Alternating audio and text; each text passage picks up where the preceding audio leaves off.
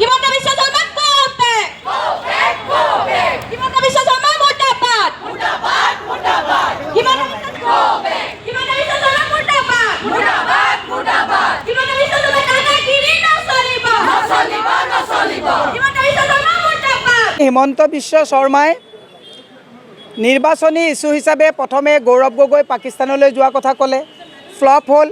এতিয়া ফটোশ্বপত ফটো লগাই লগাই তেওঁ ৰক্ষা পোৱা নাই, এডিটিং কৰি কৰি ৰক্ষা পোৱা নাই। সেই ইস্যুটো যেতিয়া তল পেলাবৰ কাৰণে দেখিলে, তেখেতৰ বিধায়কে বহুত এখন টেৰিফ দিছিলে, ডিলিট কৰিবলগীয়া হ'ল।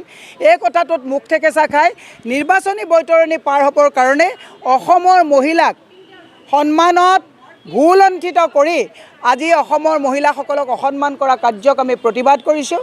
অহা কাইলৈ জিলাই জিলাই প্ৰতিবাদ কাৰ্যসূচী পালন কৰা হ'ব। মুখ্যমন্ত্ৰীক আমি সকীয়াই দিব বিচাৰিছোঁ যে ৰাজনৈতিক মুনাফাৰ কাৰণে অসমৰ মহিলাক যাতে কোনো কাৰণতে অসন্মান নকৰে, তাৰ কাৰণে আমি সকীয়াই দিছোঁ আৰু আজি এই প্ৰতিবাদ কাৰ্যসূচী আমি পালন কৰিছোঁ।